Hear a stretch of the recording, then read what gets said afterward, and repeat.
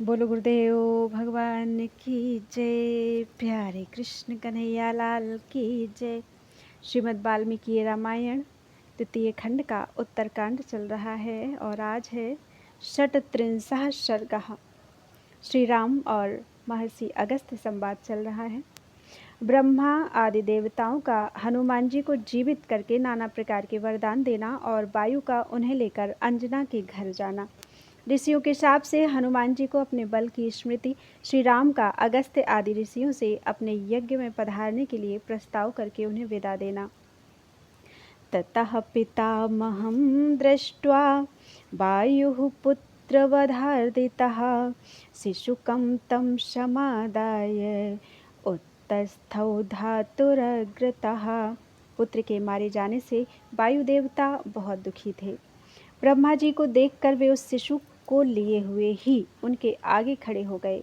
उनके कानों में कुंडल हिल रहे थे, माथे पर मुकुट और कंठ में हार शोभा दे रहे थे और वे सोने के आभूषणों से विभूषित थे।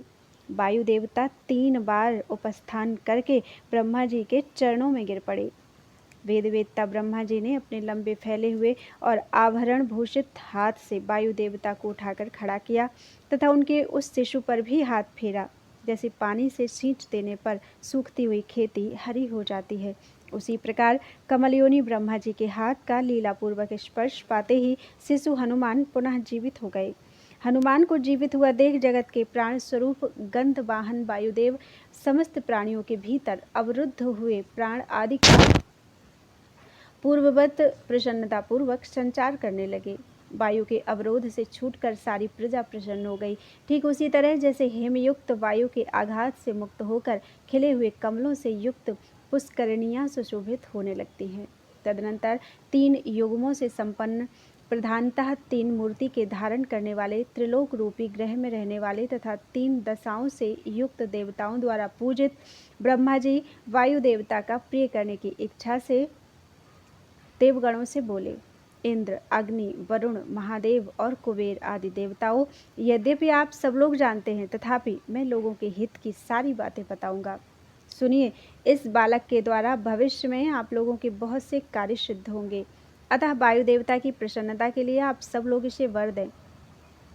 तब सुंदर मुख वाले सहस्र नेत्रधारी इंद्र ने शिशु हनुमान के गले में बड़ी प्रसन्नता के साथ कमलों की माला पहना दी और यह बात कही, मेरे हाथ से छूटे हुए वज्र के द्वारा इस बालक की हनु टूट गई थी, ठुड्डी टूट गई थी, इसलिए इस कपिश्रेष्ठ का नाम हनुमान होगा।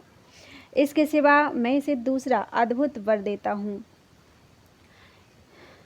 कि यह आज से मेरे वज्र के द्वारा भी नहीं मारा जा सकेगा। इसके बाद वहाँ अंधकार नाशक भगवान सूर्य ने कहा, मैं इसे अपने तेज का 100वां भाग देता हूँ।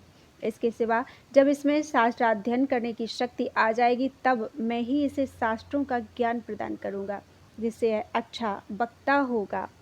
शास्त्र ज्ञान में कोई भी इसकी समानता करने वाला नहीं होगा।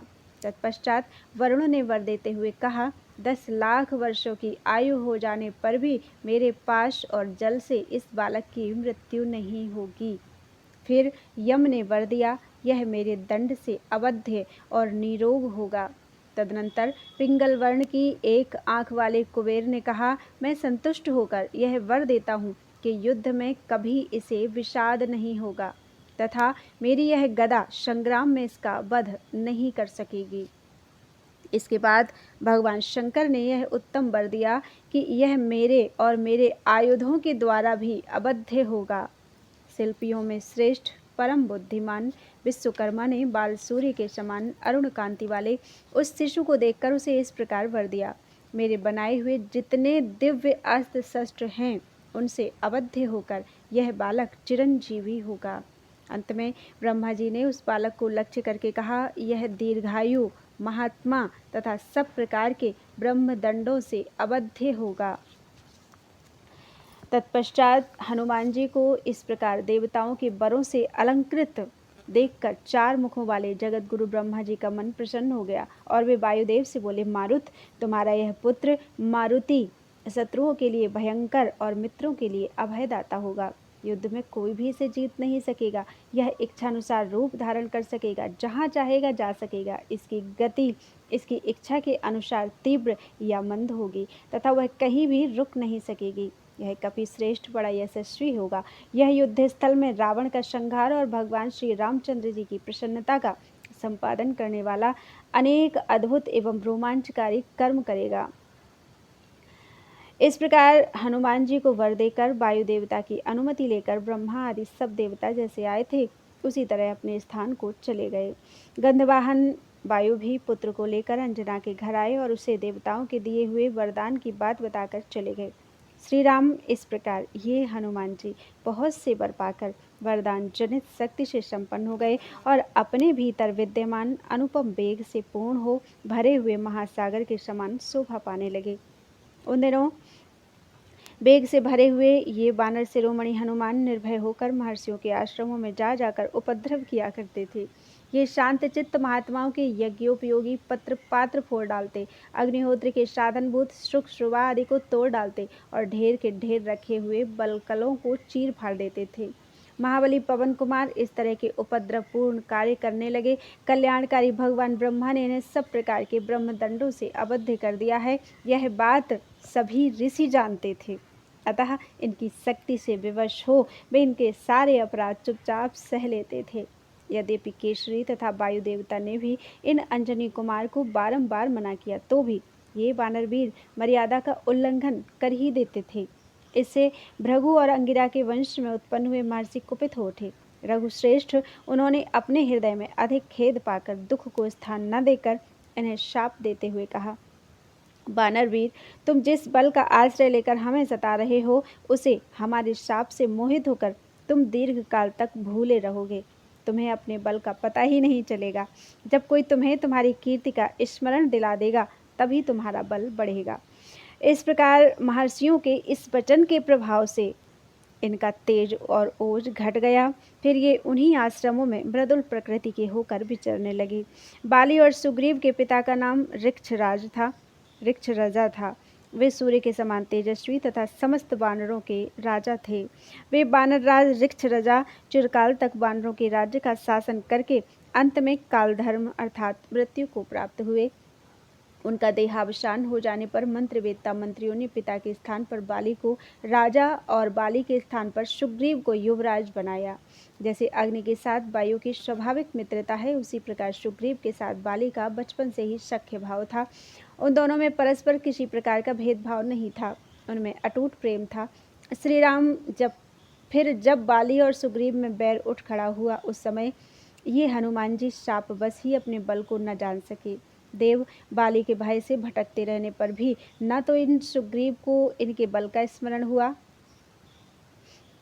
और न स्वयं ये पवन कुमार ही अपने बल का पता पा सके।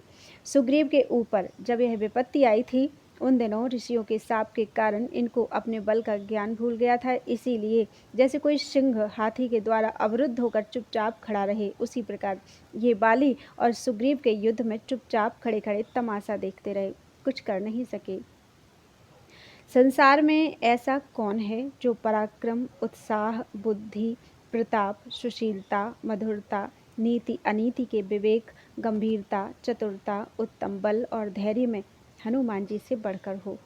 ये असीम शक्तिशाली कपिश्रेष्ठ हनुमान व्याकरण का अध्ययन करने के लिए शंकाएं पूछने की इच्छा से सूर्य की ओर मुँह रखकर महान ग्रंथ धारण किए उनके आगे आगे उदयाचल से अस्ताचल तक जाते थे। इन्होंने सूत्र, वृत्ति, वार्तिक, महाभाष्य और संग्रह इन सब का अच्छी तरह अध्ययन किया है। अन्य शास्त्रों के ज्ञान तथा छंदः शास्त्र के अध्ययन में भी इनकी समानता करने वाला दूसरा कोई विद्वान नहीं है।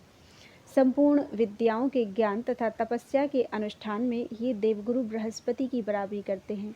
9 व्याकरणों के सिद्धांत को जानने वाले ये हनुमान जी आपकी कृपा से साक्षात ब्रह्मा के समान आदरणीय होंगे।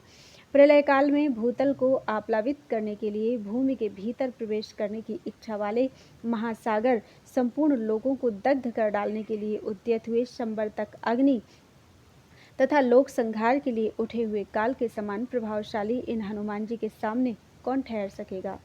श्री राम वास्तव में ये तथा इन्हीं के समान दूसरे दूसरे जो सुग्रीव, मेंद, द्विविद, नील, तार, तारेय, अंगद, नल तथा रंभ आदि महाकपीश्वर हैं, इन सब की सृष्टि देवताओं ने आपकी सहायता के लिए ही की है। श्री राम गज, गवाक्ष, गवय, शुद्रंष्ट, मेंद, प्रभ, ज्योतिमुख और नल, इन सब बानरेश्वरों तथा रीछों की सृष्टि देवताओं ने आपके सहयोग के लिए ही की है। रघुनंदन, आपने मुझे जो कुछ पूछा था वह सब मैंने कह सुनाया। हनुमान जी की बाल्यावस्था के इस चरित्र का भी वर्णन कर दिया। अगस्त जी का यह कथन सुनकर श्री राम और लक्ष्मण बड़े विस्मित हुए।